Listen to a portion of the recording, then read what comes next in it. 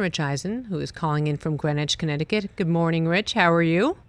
I'm actually, if you want to GPS me, God. on the border of Scarsdale and Larchmont, New York right now. Hey now. Whoa. Are you off to play golf? What's happening here? Again? I am. Wow. Yeah. Wow, look at you. I mean, man. Yep. I mean, we're working here, but Man of leisure, Rich hey, you Eisen. have a good time. Tokyo Gold and then terrible golf. So I don't know what precious metal that would be. So that's what I got. Cole, Rich. How are you guys doing? We're good. I mean, it's been We're good. We're having a heavy day. Yeah, heavy day. Oh, good. I like it. Yeah. Terrific. Yeah. We have a lot of callers. We're asking them all to hold on because we want to get to them, and we're excited about it. Okay, I'm white knuckling this. I don't know if you are, Brockman, but is Randall Cobb officially a Packer? He officially or what? tweeted this morning, "I'm coming home." So I think that's a done deal. Breaking news, Rich. I mean, Dude, you know that Brockman dipped his toe in the world of news and information reporting. Well, actually, we're calling him Brock now Yeah, it's a because Brock bomb. he's an NFL insider. So Bomb. you have to Brock Bomb, Woj. Yeah. It's a Brock. Glaze. Brock Bomb. So, Rich, I need to be officially Shams. referred to as an NFL insider from now on. Thank you. Oh my! Yeah. I mean, And Mike He's hits the feeling rust the horn for really him. good about himself right now, Rich. So I'm It's actually pretty good. laughing about how hilarious this all is, but it's fine. Look, Schefter and you Ian, reported it. they don't have to give me credit. reported It's it. cool. I don't need the credit.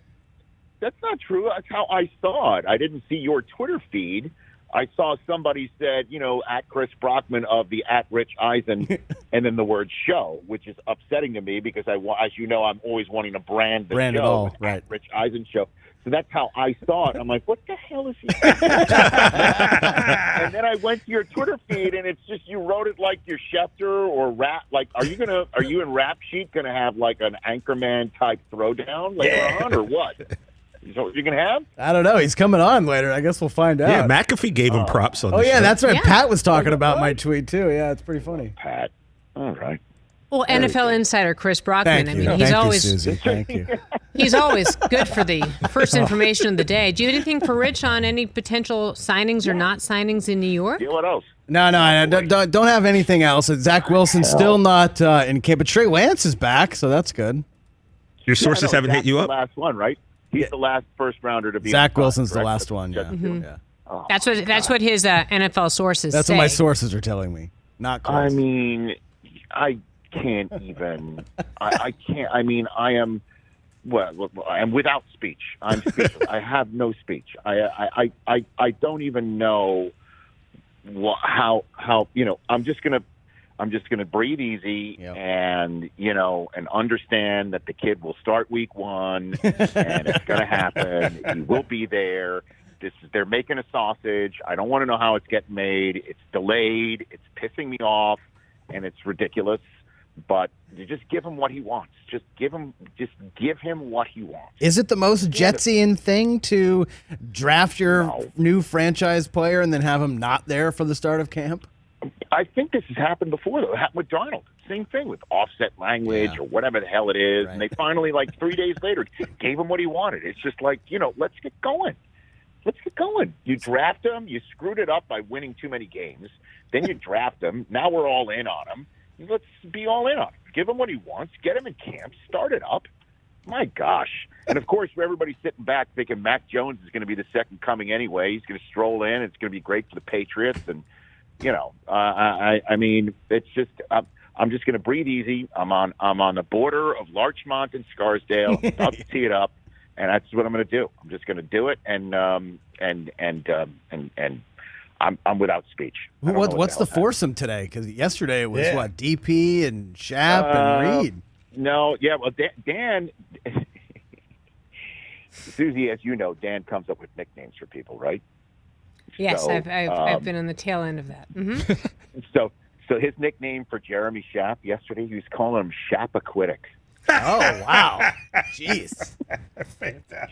All right, Shapaquitic. What? It's just like typical D. And Dan was terrific.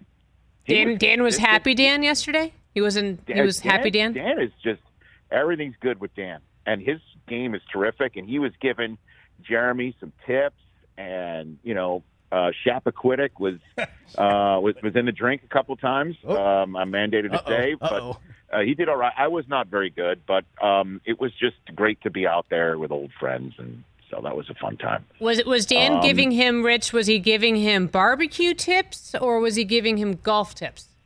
Well, as you know, Jeremy does not require barbecue tips. He has invited me over for a barbecue over the next few days. I don't know when. We haven't got a date, but he loves his barbecue. My God, does he love it? So, but it was a fun day. A fun day. Oh, here's one for you. So you'll never guess who I ran into in the elevator of my hotel. You will never guess. So I'm just going to come out and say it. Martin Scorsese. No, not even close. Brett Haber. New York Knicks head coach Tom Thibodeau. Whoa. Yes, it was one of those like, what? What's he doing there? You're right. We would have never guessed. What? Exactly. That's why I finally gave it to you. So the Knicks train near the Connecticut-New York border, and I guess that's why he was there. And I'm in the elevator, and I'm masked up, and he's masked up, and we're just sitting there, we're talking, and I just like pull my mask down real quick and just say, "Hi, it's Rich Eisen," figuring that he goes back to the Sports Center days. He's been in the NBA for quite some time, and he either acted like he knew me or he really did know me. And as soon as he was very he recognized who I was, I immediately got white with a little bit of panic that he knows about the Dolan wormhole. I got very self-conscious in the elevator, which goes very slowly in my hotel, very slowly. And it just started ticking away. And it's one of those moments where, okay, he knows I hate the man that pays him, but he could not have been any nicer. Tom Thibodeau, little signing. All right. Little signing for me. How about that? How about that? That's my story. I got nothing else. That's a great story. Have I blown up the flow of this program? Just by calling in? No. Wait, who are you golfing with today? Oh, Reed, my buddy Reed again, and two other people you don't know. Okay. So, teeing it up, going to play, and I don't know when I'm going to get to play again this week. Tokyo Gold was a lot of fun today. Good times with that one today. Nice sigh of relief for the U.S. men's national team, taking care of Iran. Wait. Can I interrupt for a second right there? Yes. Yeah. Go. I mean, I was looking at ESPN.com this morning as I was prepping for the show, and they're like, we saw what we needed from USA basketball. It's Iran. Yeah, did we? I mean, wasn't it like 120-66 maybe? They were 41-point favorites. I mean, we saw what we needed out of USA men's basketball. It's Iran. I mean, isn't that? They don't have.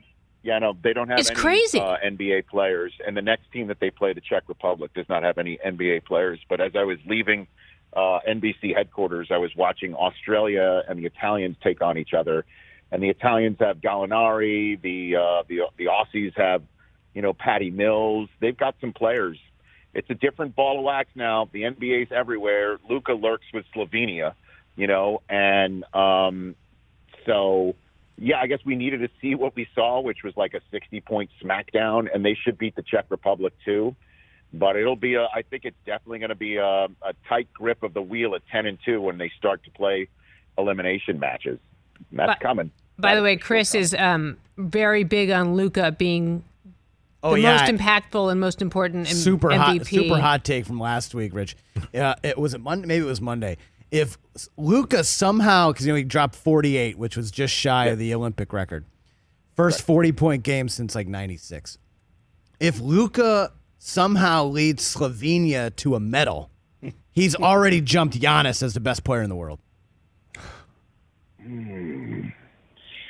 Are you guys forcing me to have a take involving Giannis again? Because my last one was the worst take I've ever had in the history of having. We're just giving you a shot at redemption. What was the take? My take was... Oh, Susie, it's so bad. What was the take, Rich? It was from last year. It was bad. It was from last year because the Miami Heat, as you know, made the finals, and Giannis was supposedly up for grabs because he hadn't signed a Supermax contract yet. And I was saying that I would not break up the Miami Heat. I would not send Tyler Hero and Bam Adebayo. For Giannis. I wouldn't. And a bunch of for picks. Giannis. Yeah, for Giannis. Yeah, I wouldn't break up the Heat for Giannis.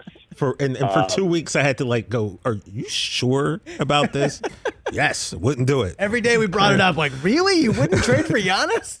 That's like when you go into your emojis and you find the what's it called, the GIF or GIF or whatever, and there's like dancing Beyonce and all that. That's when you find like the most ridiculous one of like somebody from The Office making a face like what? Yeah. Yes. You really did that? They try to fix me. That's awful. Yeah, right. It is. Right. And that's why I copped to it a few weeks ago when the Heat got eliminated and Giannis keeps moving on, and then it just got worse. So you're forcing me now to say Luka, if he leads Slovenia to a medal, he's the best player in the world. Yeah, so Luka's 50 points of the games. Slovenia's never even qualified for the Olympics before. No, Rich. Let me preface this by telling you last week with Ben Lyons, as Ben and I were talking and trying to hype up Carmelo. And I brought up the fact that Carmelo's the greatest U.S. Olympian of all time. Brockman said it didn't matter. So it went from the Olympics and winning gold not mattering to 72 hours later, if Luka wins a gold, then he's the best. So all of a sudden the Olympics matter. So I'm confused. I'm not sure about you. Yeah. By the way, Durant needs 6 points against the Czech Republic to pass Carmelo for most points all time by the U.S. I was watching that last night and thinking of Ben Lyons and wondering if Ben was just sitting there just crying. But he's got another game. All right, I'll answer it. I mean, come on. Giannis put up a 50-piece in winning a championship in Milwaukee. I mean, come on now, man. But this is Slovenia who wins a medal. I know. Slovenia met. I'll still stick with Giannis because I'm scarred with my last mistake. I mean, I think you can't go wrong siding with Giannis. That's my safer bet. And Rich, again, last night I'm watching you, and I ended up calling Chris about 2:33, and we were chatting, and I was like, bro, I'm not going to say this to Rich in person, but I'll say it to you on the phone. I was like, this guy is crushing this right now. Like it's really impressive. Like Rich's shuttle clock minute is amazing, and like you're doing great work, man. It's impressive to watch. Thank you. I'm having a blast, and I'm needing to, I think, edit myself today. I almost, with the shuttlecock minute, was the. You were feeling that a lot yesterday. The sport was judo, and I almost said I put the Jew in judo. Oh God! I decided not to. Wow. I almost did that. But Suze, I thought of you for a line today, which is when the Italian fencer advanced to the gold medal against Korea, which is tomorrow. His Italian teammates jumped on top of him. I said, that's an Italian pig pile, which in the world of meats and cheeses is called charcuterie. So, that's one of my favorite words. Well done. I thought of you, Suze. But what's so crazy is charcuterie is not even an Italian word. You should have said molto prosciutto. See? No, I know, but but charcuterie is what you get as it's a plate of Italian meats and cheeses, isn't it? Well, the real finest meats and cheeses. It is. Well, it's really French, but that's neither here nor there. Let's not break this down. Goodness. Wait. Can I ask this of my husband? Were all the Italian guys really handsome? Oh my God! This the last thing I want is to have this Italian fencer take off his hood and you see what's under the hair. Hood. It's just like, yeah. Oh yeah. By the way, you were. This happened to me. What was it? 2 weeks ago? Wasn't Djokovic took on an Italian guy? Right? That's right. Final. That's and right. Susie comes in. Our daughter is sitting there. Because we're trying to show her, hey, because she's into tennis, she's taking tennis lessons. Like, this is what it's like at the highest level. Our daughter is sitting there. And then they show the Italian guy on screen, and Susie's like, oh, God, like that, in front of our daughter. He's like, I'm sitting right here. Yeah, hello. Yes. So the Italian, right, and the Brazilian guy who was surfing, they're all, none of them are, they're all big men on campus. They're all big men in country. That's what they are. All right, Rich. Rich, what was your Olympic moment of the day? What was your favorite highlight today on Tokyo Gold on Peacock? Wow. Well, that fencing was pretty wild. Did you say on guard? You must have, right? A little parry. We did a little bit of that. I had David Faraday on. How was that? I had David Faraday on to play our Tokyo Game Time game show, and we showed him the Olympic synchronized divers in their very tight Speedos, and he called them plum snugglers. Wow. That's a fantasy. I love it. That's almost as good as butt huggers. That's one of those things.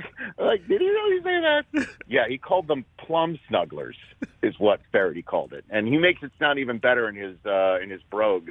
So that was fun today. And tomorrow is Dale Jr.'s coming on, so it's fun. I'm having a blast. God, he's incredibly timely to have on, actually, with everything that's happening with the Olympics, because not only does he understand the pressure of taking over for his dad and his dad's fans, what have you, but he also spoke about his anxiety with driving. He's like the perfect guy to talk about in terms of everything with the Olympics, and you'll probably play one of your great games. Yes, we will play. We'll just play a game with him instead. That's sure, kind of why what not? we're up to, but why not? So. All right, keep your head down, hit him straight. Thank you. All right, take care. Thanks for calling in. All right, brother. Hey, you watched all the way to the end. Thanks for that. Watch more right here.